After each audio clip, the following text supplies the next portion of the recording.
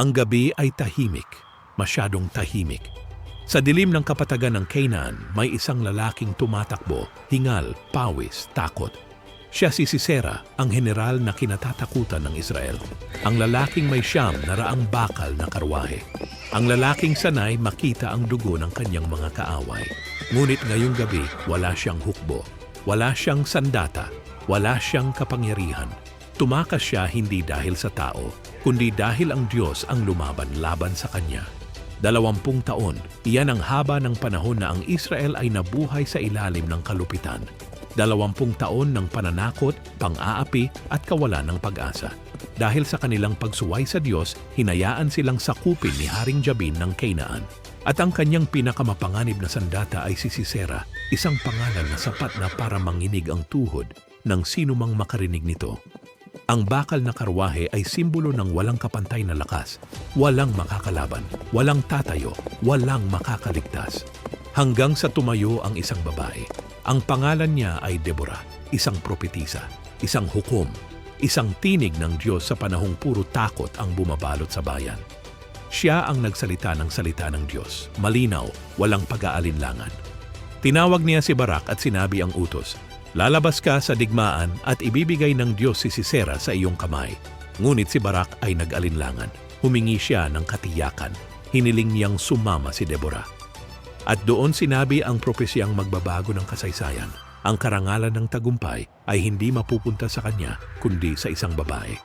Nang sumiklab ang digmaan, kampante si Sisera. May karwahe, may hukbo, may lakas. Ngunit may isang bagay siyang hindi nakita, ang langit ay kumikilos.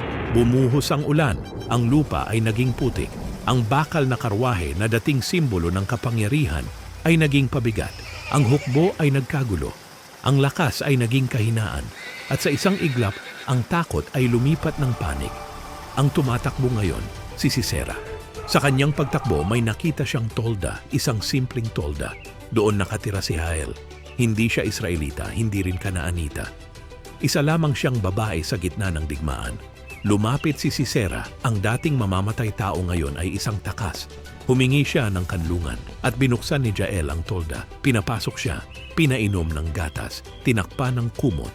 Ang kaaway ng bayan ng Diyos ay humiga, pagod, kampante, at walang kaalam-alam na ang kanyang huling hininga ay papalapit na. Sa dilim ng tolda, natulog si Sisera, mahimbing, tahimik. At sa katahimikang iyon, may isang desisyong ginagawa. Lumapit si Jael, walang sigaw, walang drama. Kinuha niya ang pako ng tolda, isang gamit na pamilyar sa kanyang mga kamay. Kinuha niya ang martilyo. Ang sandaling iyon ay mabigat. Hindi ito galit. Hindi ito paghihiganti. Ito ay pagsunod. Isang hampas, isang tulak. At ang lalaking naghari sa takot ng Israel ay bumagsak. Tahimik, walang laban, talo. Nang dumating si Barak, hinahanap niya ang kaaway at sinalubong siya ni Jael. Dinala niya siya sa loob ng tolda. Doon, nakita niya ang katawan ni Sisera, patay, walang bakal na karwahe, walang hukbo, walang kapangyarihan. Natupad ang salita ng Diyos. Ang tagumpay ay dumating hindi sa pamamagitan ng lakas, kundi sa pamamagitan ng isang babaeng handang sumunod. Ang kwento ni Jael ay hindi kwento ng karahasan. Ito ay kwento ng soberanya ng Diyos. Paalala na ang Diyos ay hindi nangangailangan ng malalakas ayon sa pamantayan ng mundo. Ginagamit niya ang mga handang tumayo sa kanyang panig. Kapag ang Diyos ang lumalaban para sa iyo, kahit ang pinakamaliit na gamit, isang pako, ay sapat para pabagsakin ang pinakamalaking kaaway. Kung pakiramdam mo ngayon ay mahina ka, ordinaryo ka, o wala kang laban, alalahanin mo ito. Ang Diyos ay gumagawa sa dilim. At kapag dumating ang tamang sandali, ipapakita niya na siya pa rin ang hari ng labanan. Kung gusto mo pa ng mga kakaibang kwento sa Biblia na bihira mo lang marinig o hindi common, like and share this video. To God be the glory.